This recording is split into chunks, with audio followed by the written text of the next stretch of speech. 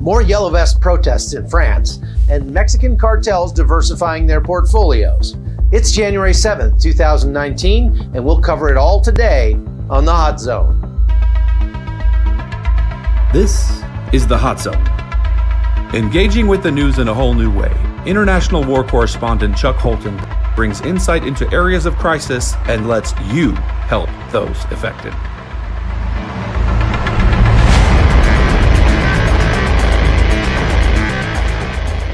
Hey everyone, for all you have been kind enough to include the Hot Zone as part of your New Year's routine, I just want to say thanks. Please give me your feedback if you'd like the podcast to be longer or shorter or cover different topics or whatever. I want to hear from you. You can get in touch with me through the Hot Zone Podcast Facebook page, my personal page, or you can send me an email at hotzoneholton@gmail.com. Also, please consider becoming a subscriber over at patreon.com/hotzone. It'll enable us to better tell stories and help more people. I'm heading to Syria in a couple of weeks with my friend Dave Eubank, and I'm starting to raise some money now so me and you can help some people there and really spread the love of Jesus in a very dark place. So go contribute if you can and watch what happens with your money. It'll be fun. You can send the money to PayPal if that's better for you. The address is hotzoneholton@gmail.com over there as well. Okay, on to the news. The Yellow Vest protests have been going on now over 6 weeks in France, and they flared back up over the weekend because one of the movement's leaders was arrested by the French police and charged with organizing an undeclared demonstration, whatever that means. This is actually the second time this guy, his name is Éric Drouet, 33-year-old truck driver from Paris, and he was one of the chief organizers of the Yellow Vest protests. He's been arrested. French law says organizers of street demonstrations have to inform the local authorities about their plans. If you don't, you can get 6 months in jail and a fine of like $8,500. Now, Drouet claims the event he was arrested for didn't qualify as that kind of event under French law. Whatever. Thing is, this could totally backfire on the government over there. These protests have all but crippled the French economy over the past 6 weeks, and they've affected tourism and logistics, the transport sector, and the unrest has kept spreading even to other countries in the region. There's a real undercurrent of free-floating anger across Europe right now.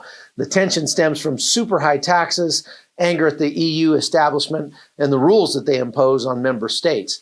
People are really upset about the seemingly unending wave of third world migrants who seem to now occupy every street corner across Europe. And I've seen that with my own eyes.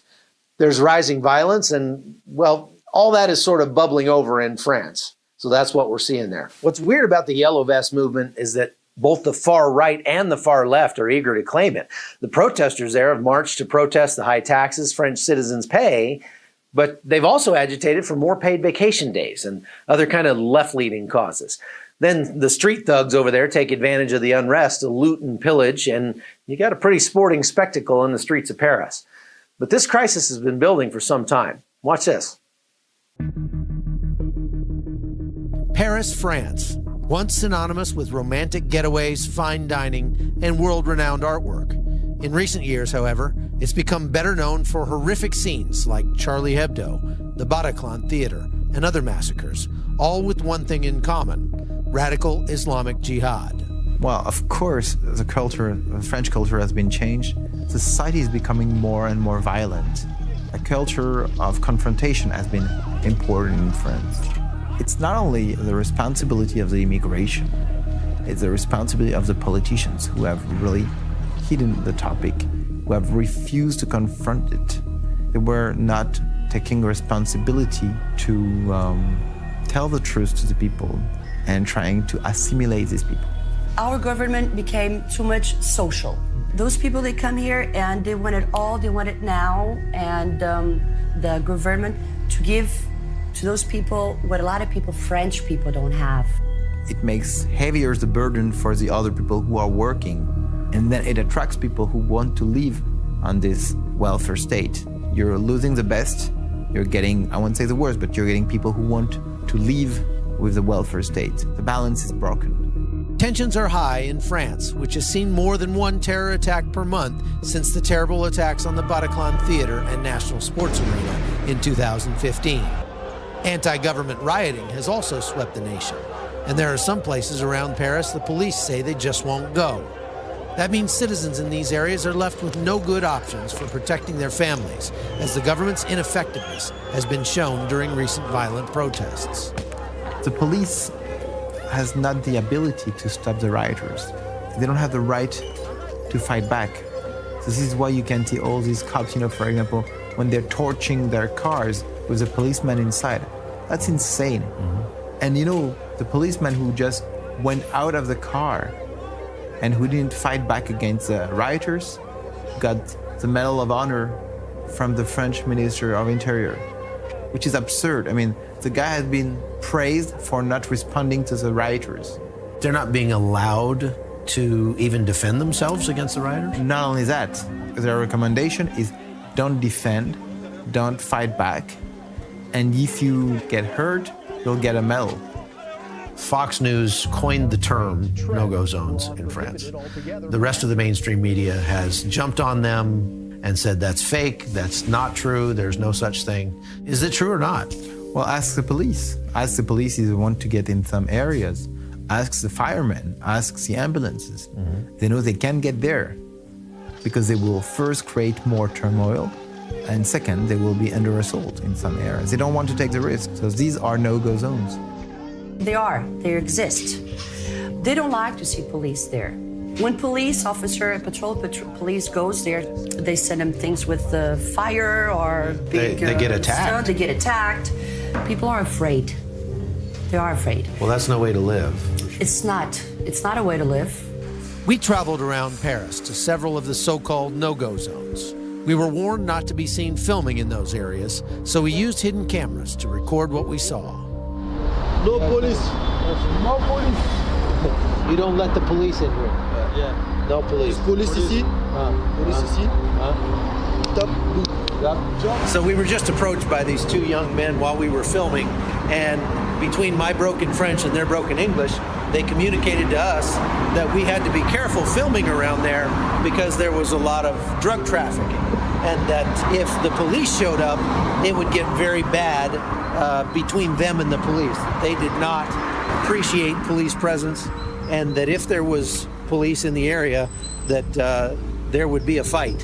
While on the outside, things don't look that bad in this neighborhood, under the surface, there are some tensions that are right at the boiling point. We need to transform our internal and foreign policy. You cannot deal with terrorists outside and fight terrorists inside. These are the same. I can't tell you how many people coming from Syria would become terrorists here, but I can tell you that the huge majority of these people coming to Europe don't want to live the way we live. They don't want to adopt our European way of life. They're pretending that they're fleeing a country and societies which are living under Sharia law, but they're trying, when they're getting here, to impose this kind of social order. Those people that don't feel comfortable here and the way the French people, European people live, I think they just have to just go back to their home. How does it make you feel that those people don't want to go back to where their worldview is normal? They want to make you live like they live. They want to change the way you live. I will never do that. If a third war comes, I will be the resistance. I will be Matahara, trust me. No, that will never, no. You're not going to wear a burqa? I will not, never. It was clear during our visit that France is facing a crisis of culture that may not be reversible, and there are some unsettling similarities with issues we're facing back in the U.S. And unless our people can effectively defend our Second Amendment rights against those who would disarm us, we may be facing a very similar future. Okay, lastly, some interesting reporting is coming out of Mexico about how the cartels have been raising upwards of $1 billion a year by stealing petroleum from Mexico's oil pipelines. The new president, that they call AMLO, has vowed to crack down on the problem and has deployed troops and police to guard the petroleum pipelines in the areas where the problem is the greatest.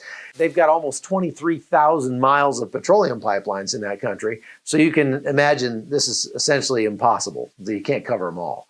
And the criminals know that. Plus, they've bribed and bought so many employees on the inside of the petroleum industry. Many times they just drive tankers full of gas right out the front gates of the refinery, and nobody sees anything.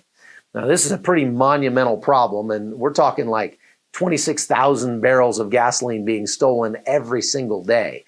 And they're also now stealing propane and butane and equipment and pretty much anything else that isn't nailed down.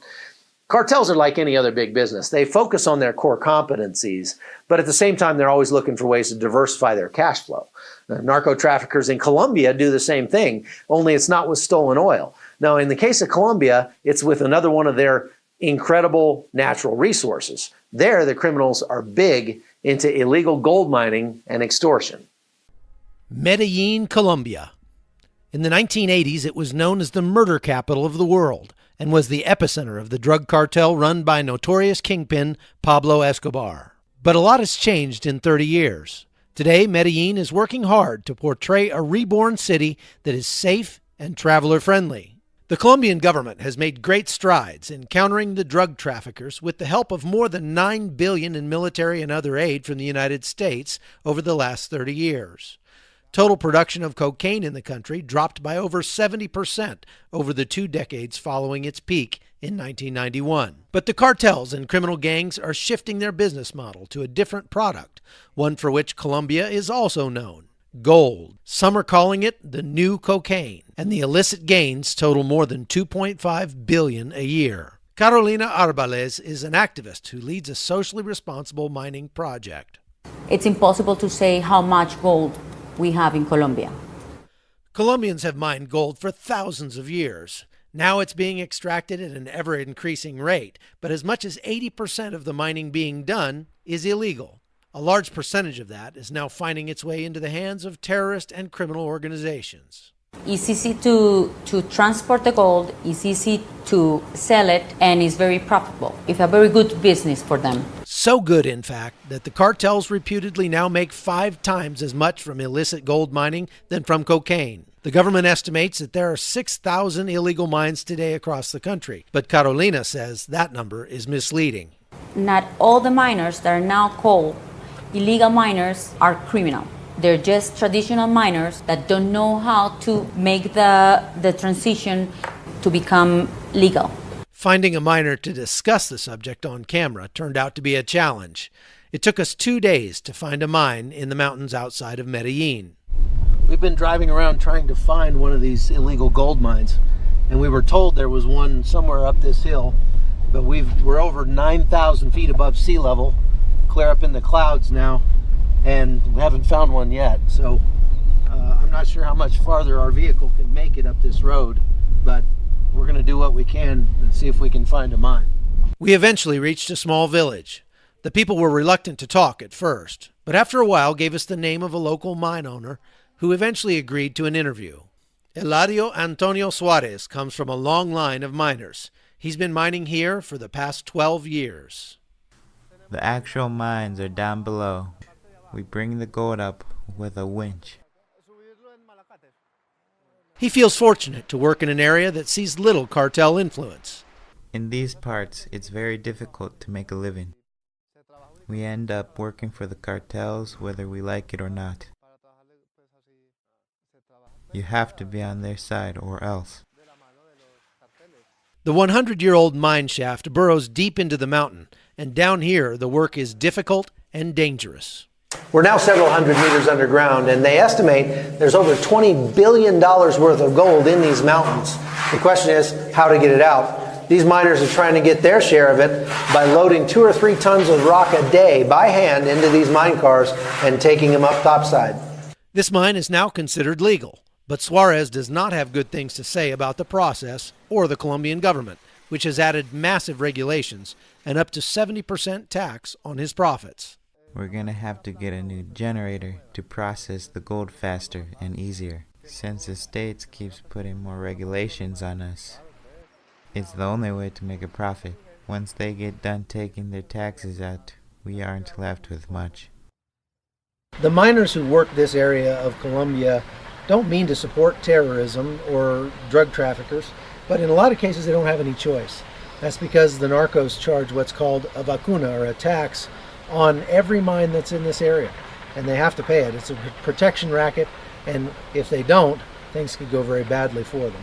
Now, you might think that all this theft doesn't affect you, but it does. It makes products more expensive. It causes everybody to spend more money on security and insurance. Just one of the reasons I absolutely loathe thieves of all kinds. Well, thanks for coming along with us today, folks. That's all we have. This is Crisis Reporting Evolved, and we're going to keep making it better and better, you and I together. Please help out by subscribing to the podcast, like I said, and hitting like on your Facebook page there. Don't forget, there are bennies for those who subscribe over on patreon.com/hotzone. It's only $3 a month. Have a great day, and I'll see you right back here tomorrow on The Hot Zone. The Hot Zone is produced by Amy Holton and Livefire Media. Copyright 2019.